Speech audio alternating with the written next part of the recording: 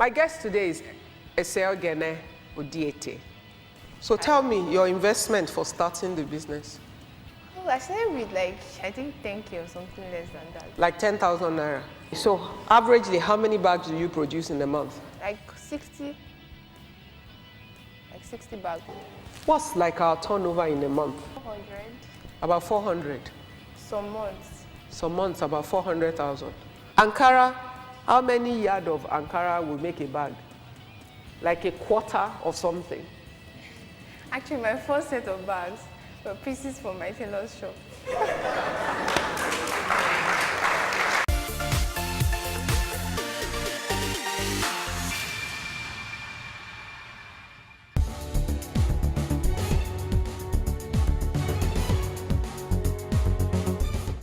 As part of our focus on the fashion industry, because remember, we've identified certain industries that Nigeria has major comparative advantage in, and where Nigerians have exhibited unusual talent. But at this point, we have not brought it all together to make ourselves a major player in global fashion industry in order to create a lot of value for our people and build a lot of jobs in that area, primarily because we have not followed the value chain from beginning to the end. Today, my guest is MAI Atafo. He's from Edo State. He graduated in Agricultural Economics and Extension from Edo State University, Ekoma, with a second-class upper. So he's not in this because he couldn't do something else. And then he obtained a postgraduate degree in information technology from the City University, London, England. Before MAI ventured into the world of fashion, he had lived a full-blown life as a marketing guy in the corporate world. After almost 7 years in the United Kingdom, he returned to Nigeria to a job at British American Tobacco before moving to Guinness, Nigeria in 2007. After which, in 2010, he took a career break from his role as a senior brand manager with Guinness to become a full-time fashion designer or fashion artist, as he prefers to be called. MAI, welcome to Ignite. Thank you very much.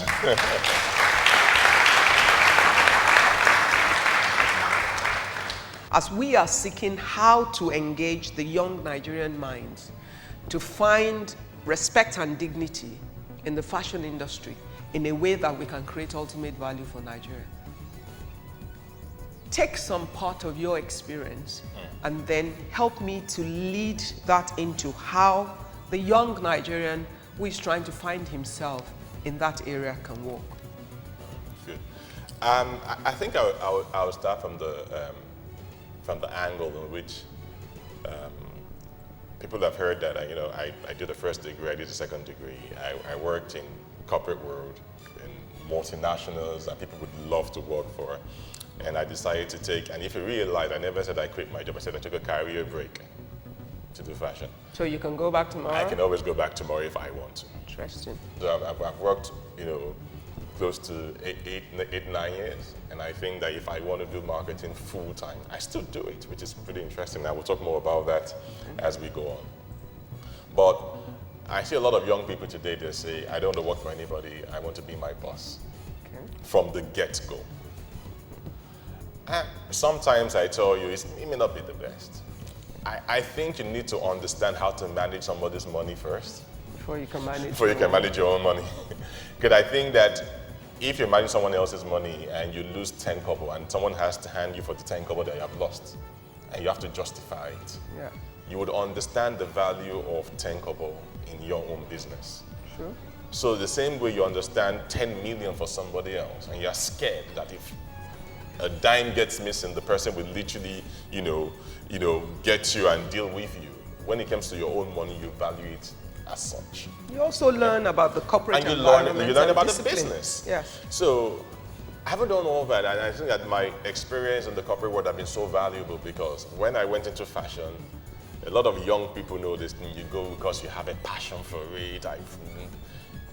But only to realize 6 months later that this is not a passion-driven business. It's exactly a business. You need structure. You need to be able to get your books in place. You need to be able to do your, your balance sheet. Your accountant has to tell you need to pay your tax, So in my own case now, I now realize it's a business. And like you said, now you now start looking at the value chain. If you want to go into fashion, you do not have to be the owner of the fashion business. Okay, let's start from there. You do not have to be the owner of the business. Yes. So tell me all the parts that you can play without owning the business. I will start from the part of the fashion house and I'll go down to the part that's not even directly related to the fashion house. Okay. So me right now, I'm the one that does the designing of all the clothes.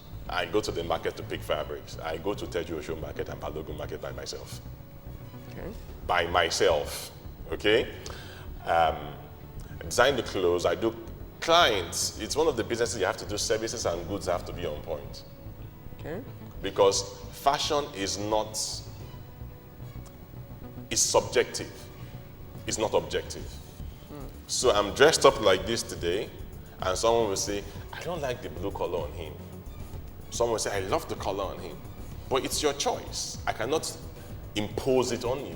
Yeah. So people will come with their different, so you have to not do customer service and make sure that part is good, right? Your presentation at the end of the day. Now when I walk down the line, that's within the business, so you have to do designing, tailoring. Within the tailoring, you have to get machines. Make sure your workspace is conducive for people to work, as well as for people to come and visit you to work.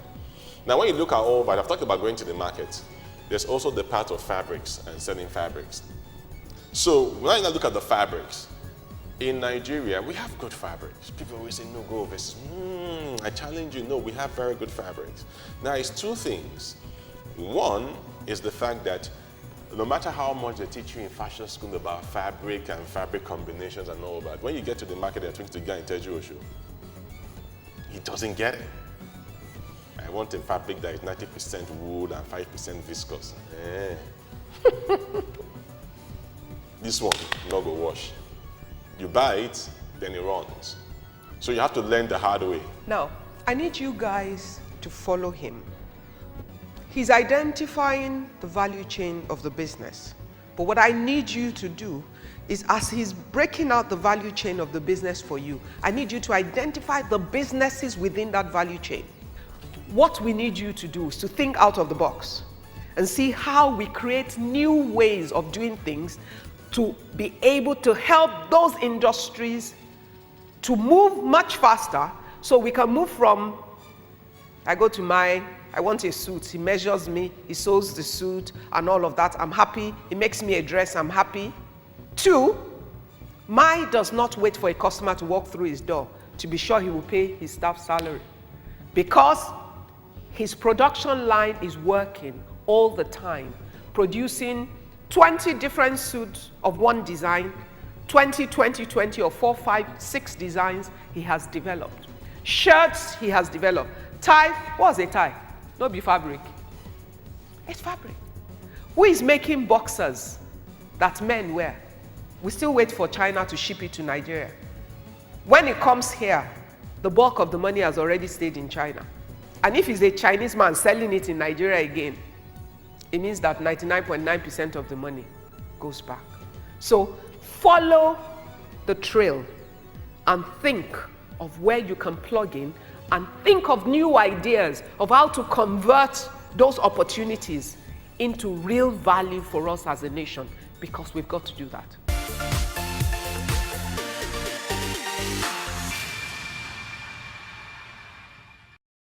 What do you need to take your business to the next level? Expert advice? Affordable financing? State-of-the-art technology? A partner you can trust. At First Bank, we can help with that.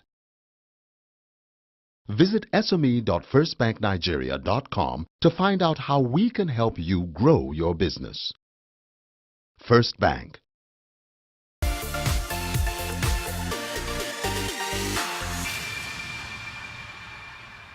What I tell you guys in this generation is that the opportunities are already there. You get what I mean? It is there. You don't have to build a website. You can use your Facebook page. Nobody's going to charge you for hosting and this and that and that. Do you understand? Blogs are for free. There are many opportunities you use to do these things. Right? Don't wait for the guy that has big money to come and do it because it will crumple you. So if I look at the fashion thing, there's a guy that makes shoes right now, a Nigerian guy that makes shoes. He has made 3 pairs for me that are really, really nice. He makes his shoes. He doesn't have a brand name that is known. So he is saying, I will sell the shoes for 20K. These shoes are very, very good. Do you know what I want to do for him? I want you to make a shoe collection from me. Okay. Right? He will put my name on it. I will proudly say it is manufactured in Nigeria. And I will sell one of those shoes for 60,000 naira. I will pay him his 20K or pay him more than his 20K. And I'll tell people, this is manufactured here. That is the business, which means that for some of you, all you need to be doing in the value chain is designing. For some, all you need to be doing is marketing. There are a lot of small market people producing different things who don't know how to sell. Some of you could have stores, collecting from all the other ones and selling under your brand. Some of you like to design, but you don't like the wala of tailors or any of the stages. And anyway, if you have your own collection, it might be a dress, you might want a belt, you might want a shoe, like Mai just talked about, and you go to all these different people. So what we're doing right now is everybody is a one-stop shop. In one shop, they're trying to do everything. What that does is it keeps you small, because in order to do everything and be big, you need a lot of money. And you can never be efficient because nobody can be best at all the different parts of the value chain. What we need to do is to see what part of that chain you have natural affinity for. And then you fit into that part of the chain. You might be the salesman for Mai and say, Mai, I love fashion merchandising. I want to take suits or dresses from you, and what I'm targeting is to open a shop. This side of town, that side of town, this place, that place. I need you to think. Don't think as, oh, I want to go into fashion business. A fashion designer is not necessarily a fashion retailer. A retailer sells the product. A designer designs. Sometimes the designer produces. So please think, understand, there are parts of the whole. And making the guy who can make this shoe well, produce for him, and sell over his production cost is business. Because what can happen is other fashion houses who want to add shoe line to their business can find the same guy to produce their own design and collection for them. So that guy's business is the manufacturing of shoes. And it starts to grow. It starts to grow. That's the only way we will grow. Once we start the specialization, different people understand where their own strength is and they play there. And the guy becomes the guy that feeds the market. From all the money he's making, he can invest to build capacity in producing. He doesn't have to worry about marketing and branding, because that's a different thing entirely. Somebody else worries about it, and he doesn't have to worry about setting up a section producing shoes. Why? Do you understand what I'm saying? So you need to think about what part of the value chain you plug into. That's how we will build our fashion industry, because we definitely have a strength there. We're very fashionable as a people, and we have a lot of talents that are quite raw. But we need to build skills.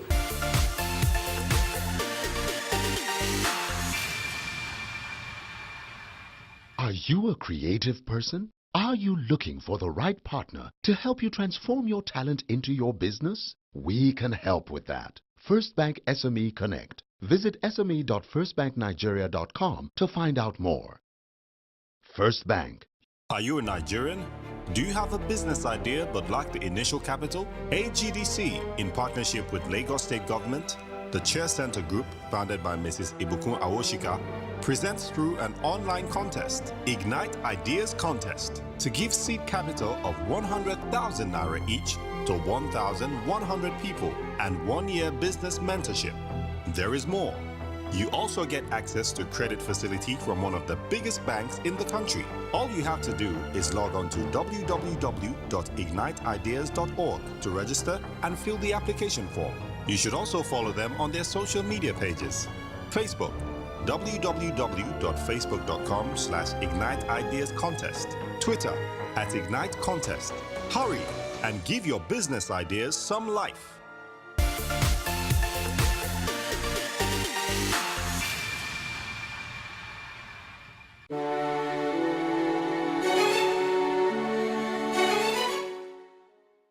Now, in the course of building the business, what would you say have been your biggest challenge so far?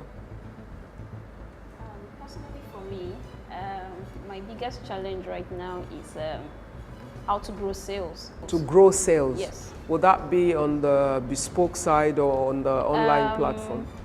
On the fashion, the bespoke is doing quite well. Wow. A lot of people are embracing bespoke clothing. But on the fashion retail, items, how to grow sales, quite a lot of people, yes, we get a lot of referrals, which we do. We get a lot of referrals, but at the same time, I keep thinking to myself and I say, there are millions of people in this Nigeria, country. Yeah. And then I'm thinking, okay, so how do I reach millions of people? A lot of people want quality items. Yes. And I think we've done so well to provide quality items because we keep getting referrals. But at the same time, I'm thinking, okay, so how do I reach so many people and how do I let them know? And then also, in the face of competition, you have other people doing what you do and all that. So you have other people who do what we do. So our challenge right now is how to grow sales. Yes, we're on social media platform. And then, I've heard people say, okay, go on social media platform, you can reach a lot of people on social media platform, let them know what you do and all that, which we do, but at the same time, I still feel we can do much more. We can do a lot. So now I'm seeking for knowledge on how do we grow sales. It's a huge challenge for us right now. Okay. Have you done your customer segmentation in a sense? Because, I hear you say there are millions of people. So how do I get the millions of people customers? But, what is always important, and I find that a great assumption with a lot of businesses. What is always important is to understand that even though you sell clothing and there are millions of people in Nigeria, all the millions of Nigerians who all wear clothing mostly are not your customers. They're not your customers because what you sell is not what they all want. Yes. And even as you close ranks in terms of profiling and you get closer to those that are likely to fit the base of the customers that you want to sell to, it's not all of them that would like what you sell for different reasons. You both are in fashion, but you might think you're competitors, but you might not be real competitors because you might be appealing to different crowds within those that will buy clothing. So you need to also deal with the fact that the online platform, you said the bespoke side is doing well, the online platform is probably what you're referring to. What is our internet density as at today? How many people readily have internet available to them? Who are people who are willing to shop for their clothes online? Do you understand what I'm saying? So you need to begin to look at all of that in order to narrow down where your real market is. And if your bespoke seems to be doing well than the online, maybe the value of what you sell, it's more for your bespoke customers, and it may be your bespoke customers that you can drive to your website. Do you understand? I'm trying for you to find the linkages, because your bespoke customers can also shop from you online because they're already happy with what you have. They know the quality of what they would get online. And also, if you want to sell online, you need a brand to